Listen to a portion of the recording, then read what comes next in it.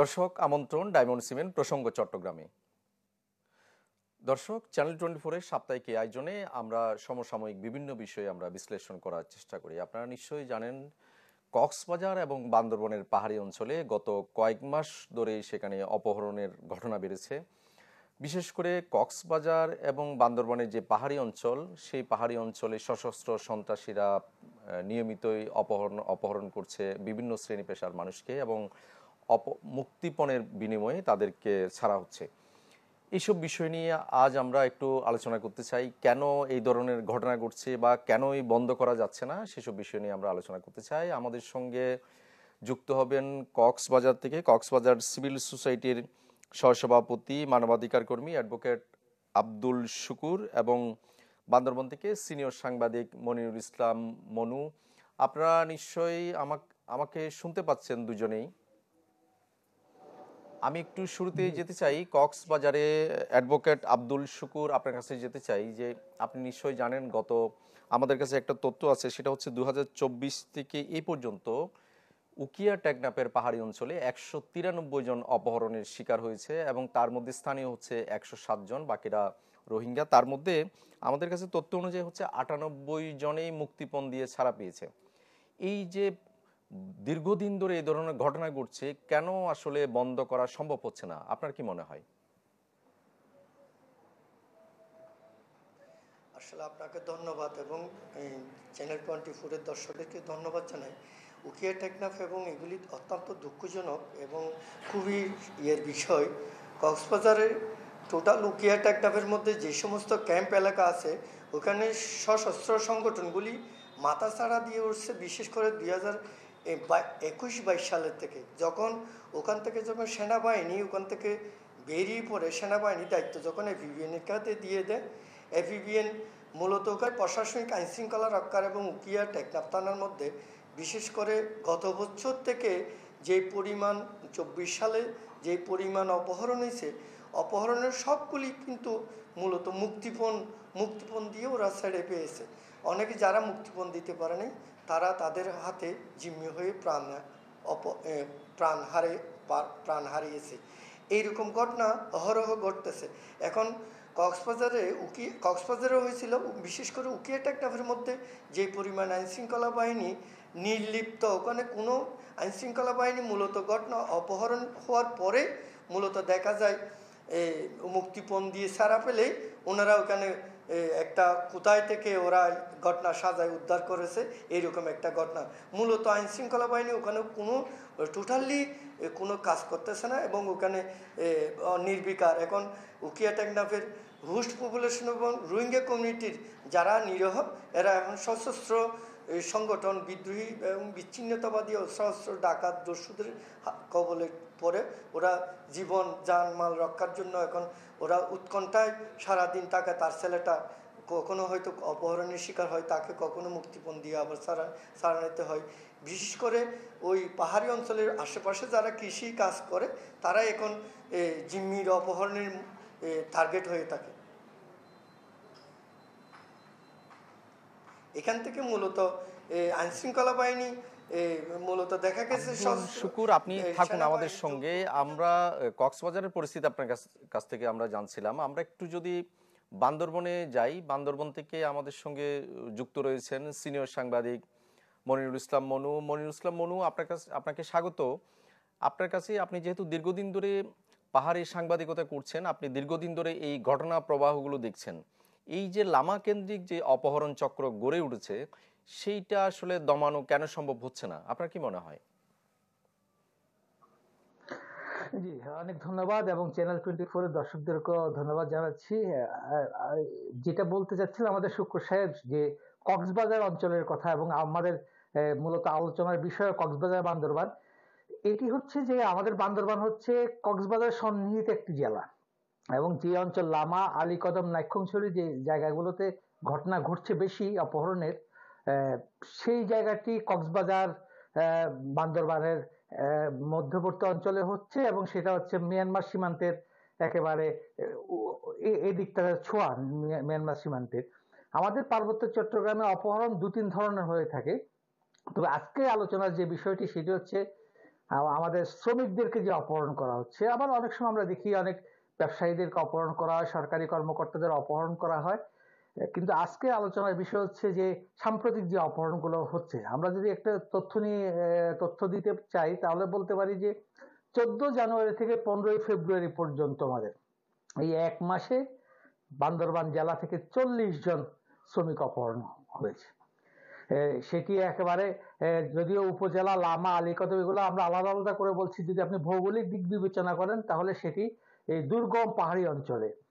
আমাদের 90-এর দশকে এই পার্বত্য জেলাগুলোকে অর্থনৈতিক কর্মকাণ্ডের আওতায় আনার জন্য রাবার চাষ কর্মসূচিটি নেওয়া হয়। যদিও এটি অন্য কোনো এক অর্থনৈতিক খাতে নেওয়া যেত তাহলে আজকে যে পরিস্থিতি সেই পরিস্থিতি হয়তো নাও করতে পারত। কিন্তু আমরা দেখি যে লামাতে 800 মতো রাবার বাগান আছে, নাইক্ষ্যংছড়িতে 750, মোটামুটি দুটি উপজেলায় আমাদের প্রায় 30,000 একরেরও বেশি রাবার বাগান আছে। এখানে বিপুল কর্মযজ্ঞ হয়, 40-50 হাজার শ্রমিক নিয়মিত অনিয়মিত মিলে কাজ করে, অর্থনৈতিক লেনদেন হয়, প্রচুর অর্থনৈতিক কর্মকাণ্ড হয়, যার ফলে এই অঞ্চলকে যে সন্ত্রাসীরা চাঁদা আদায়ের একটি অভয়ারণ্য হিসেবে বেছে নিয়েছে।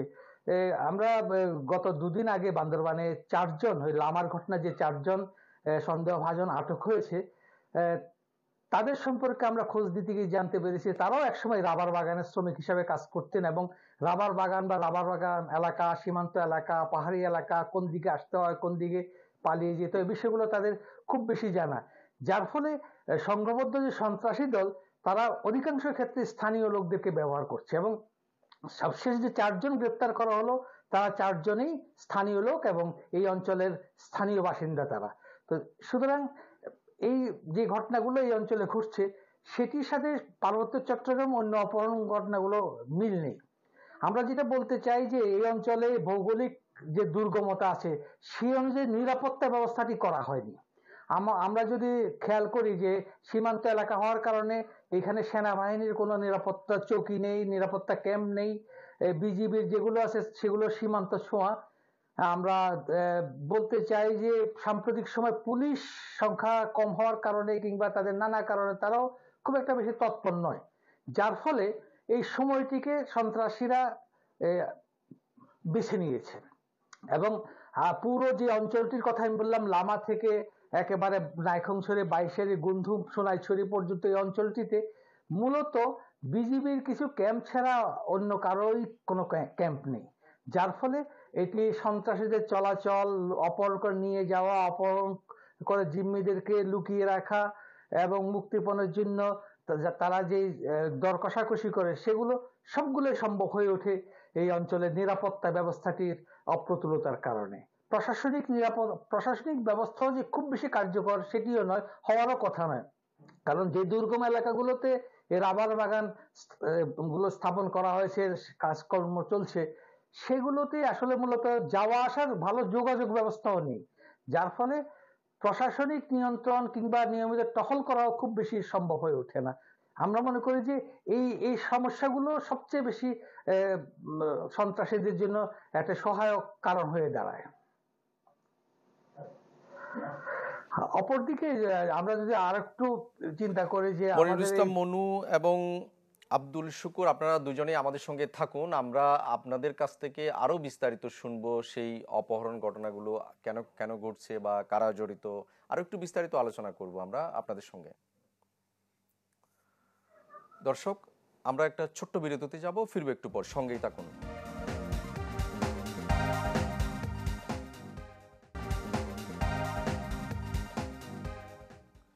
দর্শক, আবারও স্বাগত ডায়মন্ড সিমেন্ট প্রসঙ্গ চট্টগ্রামে। আমরা আলোচনা করছিলাম কক্সবাজার এবং বান্দরবনের পাহাড়ি অঞ্চলে কেন বন্ধ হচ্ছে না অপহরণ বাণিজ্য। দর্শক, আমাদের সঙ্গে কক্সবাজার এবং বান্দরবন থেকে যুক্ত রয়েছেন দুজন অতিথি।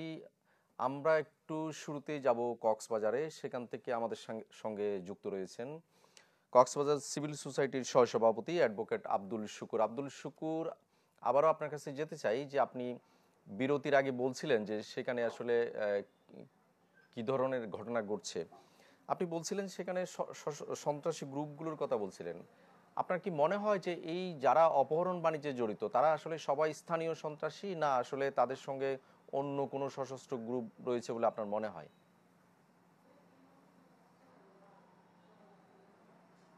আপনাকে ধন্যবাদ। আসলে ওখানে সশস্ত্র সংগঠন যেগুলি আছে এগুলি মূলত রোহিঙ্গা কেন্দ্রিক, বা আমাদের লোকাল কতগুলি হোস্ট পপুলেশন এর কতগুলি যারা এ, এ, চিহ্নিত ইয়াবা পাচারকারী, মাদক পাচারকারী, ওরা ওদের সাথে সম্পৃক্ত হয়ে ওই সশস্ত্র সংগঠনগুলি মূলত ক্যাম্প ক্যাম্প ভিত্তিক, ক্যাম্পের যে আশেপাশে যারা রোহিঙ্গা এই অস্ত্রধারী সশস্ত্র সংগঠন, ওরা মূলত রোহিঙ্গা রোহিঙ্গা সশস্ত্র সংগঠন। এবং ওখানে কিছু আমাদের দুষ্কৃতিকারী ইয়াবা সিন্ডিকেট যারা বাইরের লোকাল আছে, তাদের হাতে অস্ত্র আছে, তারাই এই সম্মিলিতভাবে এই ঘটনাগুলি ঘটাচ্ছে।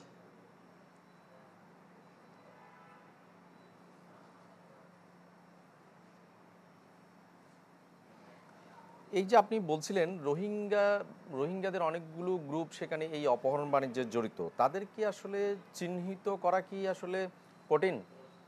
প্রশাসন এই বা কি করছে? প্রশাসন মূলত এখানে যে ক্যাম্প প্রশাসন রয়েছে, ওখানে FEBN এবং RRRC যে সমস্ত অফিসিয়াল যারা ওখানে অ্যাডমিনিস্ট্রেশন চালায়, এরা মূলত দিনের 10টা থেকে 4টা পর্যন্ত ওরা এখানে ক্যাম্প লেভেলে থাকে। FEBNগুলিও মূলত সেনাবাহিনী যাওয়ার পরে ওরা ক্যাম্পে, ওরা তাদের যে ক্যাম্পের যে অফিস যারা আছে তাদের ডরমিটরিতে আইসোলেটেড থাকে। ক্যাম্পে এইরকম কোনো আইনশৃঙ্খলা রক্ষাকারী এই পর্যন্ত দেখা যায়নি যে টোটাল ক্যাম্পটা তাদের নিয়ন্ত্রণে আছে, তারা নিয়ন্ত্রণ করে, তাদের আইনশৃঙ্খলা দেখভাল করে, এইরকম কিছু না। নাইটে টহল টহল জোরদার করে, এইরকম কোনো কিছু দেখা যায় না।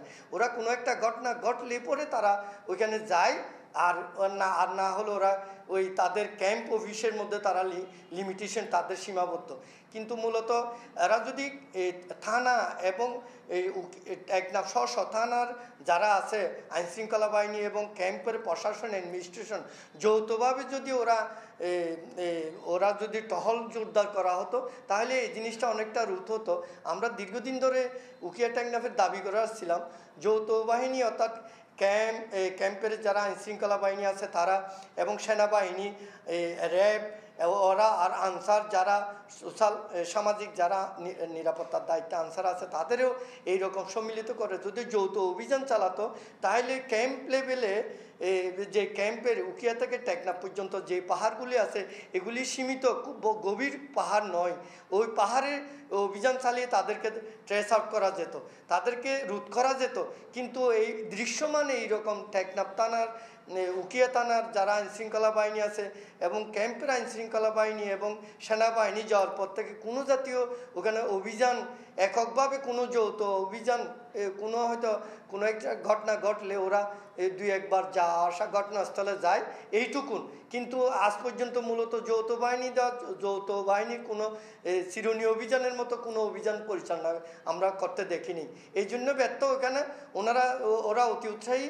যারা এইরকম অপহরণ করে নিয়ে যায়, তারা পরিশেষে মুক্তিপণ ছাড়া 90% দেখা গেছে যে যারা অপহরিত হয় তাদের পরিবার থেকে ওরা বড় ধরনের মুক্তিপণ আদায়ের মাধ্যমে তারা ছাড়া পায়। পরবর্তীতে দেখা যায় ওই স্ব থানার আইনশৃঙ্খলা বাহিনীরা গিয়ে ওখানে একটা আপনাকে কোথায় থেকে অপহরণ করা হয়েছে এখান থেকে গিয়ে তারা উদ্ধার করেছে এই কথা মর্মে ঘোষণা হয়। এটা মূলত সত্য নয়। এই পর্যন্ত আইনশৃঙ্খলা বাহিনী অপহরিত কোনো লোকজনকে। আপনার কথা আমরা শুনছিলাম, আপনি থাকুন, আপনার বিস্তারিত আরো আলোচনা করব। আমরা এবার একটু যেতে চাই বান্দরবানে। আমাদের সঙ্গে যুক্ত রয়েছেন সিনিয়র সাংবাদিক মনিরুল ইসলাম মনু। আপনি শুনছিলেন যে আব্দুল শুকুর তিনি বলছিলেন যে সেখানে আসলে বিশেষ অভিযানের কথা বলা হচ্ছিল। আপনার কি, আমরা যেটা বান্দরবনে দেখলাম যে গত 2 মাসে শুধু লামাতেই 40 জন অপহরণ, সেইখানে প্রশাসন যে পদক্ষেপ নেয় সেটা কি আসলে সাময়িক, না আসলে ব্যাপকভাবে তাদের দমনের ক্ষেত্রে বড় কোনো উদ্যোগ আপনার চোখে পড়ে? ধন্যবাদ। সমস্যা মোটামুটি কাছাকাছি, সমস্যা এবং প্রেক্ষাপট কাছাকাছি। তবে শুক্রবার সাথে আমি একটু যুক্ত করতে চাই, সন্ত্রাসীরা স্থানীয় যেমন সত্য, আবার বাইরের সন্ত্রাসী গ্রুপগুলোর সাথে তাদের সম্পর্ক না এটাও বলা যাবে না। কারণ সন্ত্রাসীদের মধ্যে এক ধরনের ঐক্য থাকে, তার যারা অস্ত্র ব্যবহার করে তারা অস্ত্রের নিরাপত্তার জন্য অন্য সন্ত্রাসী গ্রুপগুলোর সাথে এক ধরনের ঐক্য করে সমঝোতা করে তারা চলে। সুতরাং আমাদের বান্দরবানে যে ঘটনাগুলো ঘটে অনেক ক্ষেত্রে স্থানীয়রা করছে, অনেক ক্ষেত্রে আঞ্চলিক রাজনৈতিক দলগুলোর যে সশস্ত্র শাখা আছে তারা করছে, আবার কিন্তু সবারই এক ধরনের সাপোর্ট থাকে যে বাইরের যে সন্ত্রাসী গ্রুপগুলো তাদের। আর যে প্রশাসনের কথা বলছেন শুক্রবার যেটি বলছিল চিরুনি অভিযান, আমাদের এখানে কিন্তু কেএনএফ কুকিচিন ন্যাশনাল যে ফ্রন্ট বা তাদের ন্যাশনাল আর্মির বিরোধী যে অভিযানটি চলমান আছে সেনাবাহিনীর নেতৃত্বে, সেটি চলছে আমাদের রুমা রোয়াংছড়ি থানচির দিকে। কিন্তু লামা আলীকদম নাইক্ষ্যংছড়ি যে বিশাল পাহাড়ি অঞ্চলটি, অর্থনৈতিক অঞ্চলটি, সম্ভাবনাও একটি অর্থনৈতিক অঞ্চল, সেখানটায় মূলত সামান্য কিছু তৎপরতা ছাড়া আর কোনো তৎপরতা নেই।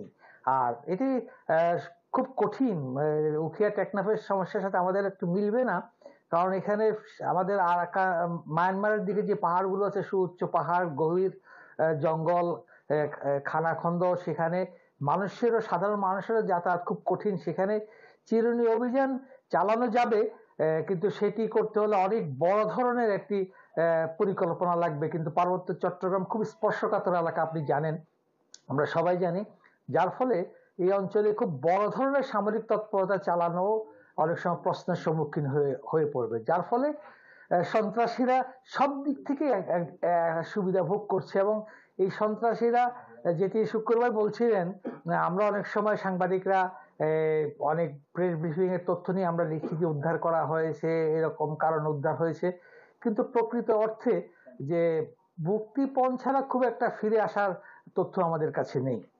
আর যে 40 জনের তথ্য আমরা 1 মাসের মধ্যে পাচ্ছি, এটি হচ্ছে আনুষ্ঠানিক তথ্য। অনেককে আবার ছোটখাটো একজন দুজন নিয়ে যায়, তারা নিজেরাই মীমাংসা করে মুক্তিপণ দিয়ে নিয়ে আসে। আব্দুল শুকুর, আপনারা দুজনেই থাকুন, আমরা বিরতির পর আপনাদের কাছ থেকে আরো কিছুটা শুনবো। আপনারা দুজনেই থাকুন আমাদের সঙ্গে। দর্শক, আরো একটা বিরতি নিব, ফিরবো একটু পর, সঙ্গেই থাকুন।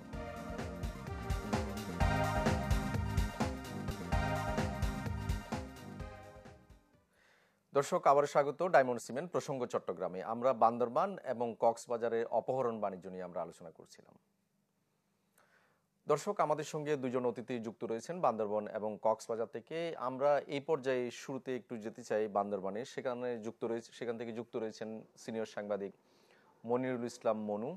মনিরুল ইসলাম মনু, আপনি বিরতির আগে বেশ কিছু তথ্যের বলছিলেন, আমরা যদি একটু জানতে চাই আপনার কাছে, সেটা হচ্ছে এই যে অপহরণ বাণিজ্য লামা বা আশেপাশের এলাকাগুলোতে, এই অপহরণ বাণিজ্য সেখানকার পর্যটন এবং সেখানকার ব্যবসা বাণিজ্য বা আর্থসামাজিক অবস্থায় কি ধরনের আসলে প্রভাব ফেলছে?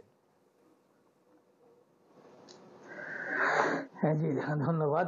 আমি এই লাভায় অপহরণের পর 2-1 রাবার বাগান মালিকের সাথে আমি কথা বলছিলাম। তারা আমাকে জানাচ্ছিল তাদের ওখানে শ্রমিকরা আর কাজ করতে চাচ্ছে না, তারা নিরাপত্তাহীনতার কারণে ইতিমধ্যে অনেক শ্রমিক পালিয়েও গেছে সেখান থেকে ভয়ে। তো এটা যদি একটি সূচক আমরা ধরি, তাহলে এর কি পরিমাণ নেতিবাচক প্রভাব খুব সামনে অপেক্ষা করছে এটা আমাদের ভাবতে হবে। আর দ্বিতীয় যে বিষয়টি হচ্ছে পর্যটন। আমাদের এখানে যে বিকাশমান পর্যটন, বর্তমান তো লামা মেরিঞ্জাতে পর্যটকদের এক ধরনের ঢল নেমেছে। আমাদের নাইক্ষ্যংছড়ি কেন্দ্রিক পর্যটনের ব্যাপক সম্ভাবনা আছে। এই সম্ভাবনাময় পর্যটনকে টিকিয়ে রাখতে হলে এই অঞ্চলকে নিরাপত্তা বেষ্টনীর আওতায় আনতেই হবে। সেটি কোনভাবে আনা হবে, সেনাবাহিনী দ্বারা আনা হবে, পুলিশ দ্বারা আনা হবে, কিংবা র্যাব কিংবা বিজিবিকে ব্যবহার করা হবে কিনা, সে বিষয়টি সরকার সিদ্ধান্ত নেবে। কিন্তু আমরা এই মুহূর্তে ভাবছি যে নিরাপত্তা বেষ্টনী একটি যদি তৈরি করা না যায়, তাহলে পর্যটন শিল্প যেমন হুমকির মুখে পড়বে। আর আমি বলতে চাই যে আমাদের এখানে যে রাবার শিল্প, 40,000 শ্রমিকের যেখানে কর্মসংস্থান হয়, সেটি কত বড় একটি অর্থনৈতিক কর্মকাণ্ড। সেই অর্থনৈতিক কর্মকাণ্ড যদি আমাদের এখানে থেমে যায় কিংবা হুমকির মুখে পড়ে, সেটি পুরো জেলায় যেমন এক ধরনের অর্থনৈতিক টানাপোড়েন সৃষ্টি করবে এবং জাতীয় যে অর্থনীতি সেখানেও একটি নেতিবাচক প্রভাব তৈরি করবে বলে আমি আশঙ্কা করছি। তাই বারবার বলছি যে কিভাবে নিরাপত্তা বেষ্টনী তৈরি করা যাবে, কিভাবে নিরাপদ করা যাবে, সেটি সরকার ভেবে জেনে খুব দ্রুত একটি ব্যবস্থা নেয়।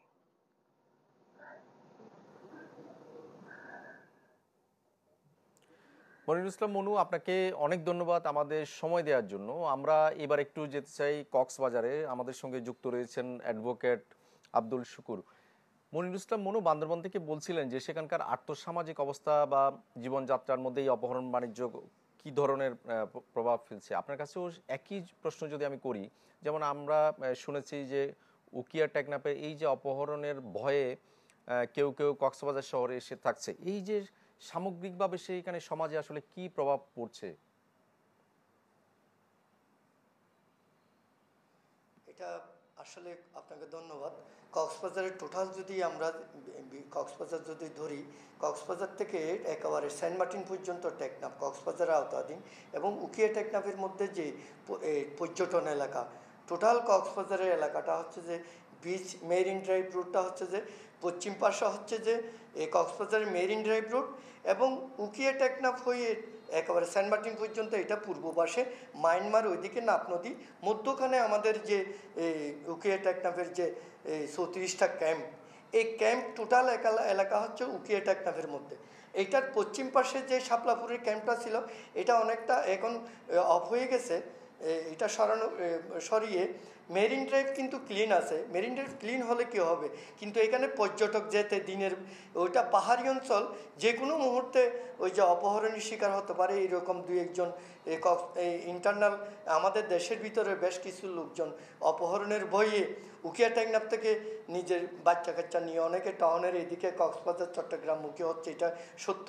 কিন্তু এখানে যে আমাদের ইকোনমিক এই যে কর্মকাণ্ড, আমাদের এই মায়ানমারের যে স্থলবন্দরটা আছে টেকনাফের মধ্যে, এবং উকিয়া টেকনাফের মধ্যে যে সমস্ত আমাদের এনজিও, ইন্টারন্যাশনাল এনজিওরা, ওরা ভয়ে অনেক সময় ক্যাম্প থেকে এই কর্মকাণ্ড তাদের সীমিত করে 2টা 2:30টার ভিতরে ওরা ক্যাম্প থেকে আউট হয়ে যায়। যেখানে ক্যাম্প প্রশাসন 10টা থেকে আগে 4টা পর্যন্ত থাকতো, এখন অনেকেই সিভিলদারি যারা সেনাবাহিনী ছাড়া, এফবিএন ছাড়া অন্যান্য সিভিল প্রশাসনে এনজিওরা, কর্মকর্তা কর্মচারীরা এখন অনেকেই উকিয়া টেকনাফে থাকতে চাচ্ছে না, ওরা ভয়ে এদিকে চলে আসতেছে। অপহরণের শিকার হলে যে কোনো মুহূর্তে ওরা প্রাণ বই ঝুঁকি নিয়ে ওরা আর ওখানে থাকতে চাচ্ছে না। এখানে আমাদের পর্যটনের জন্য এটা অত্যন্ত মারাত্মক ঝুঁকিপূর্ণ, এটা অত্যন্ত ঝুঁকিপূর্ণ। এখানে দ্রুত সরকারের উচিত এবং যৌথ বাহিনী এবং চিরুনি অভিযান দিয়ে, আমাদের সময় থাকলে হয়তো আপনার কথা আমরা আরো বিস্তারিত আমরা শুনতে পারতাম। আপনাকে অনেক ধন্যবাদ আমাদেরকে সময় দেওয়ার জন্য। দর্শক, আমরা এতক্ষণ আলোচনা করছিলাম বান্দরবন এবং কক্সবাজারে অপহরণ বাণিজ্য নিয়ে।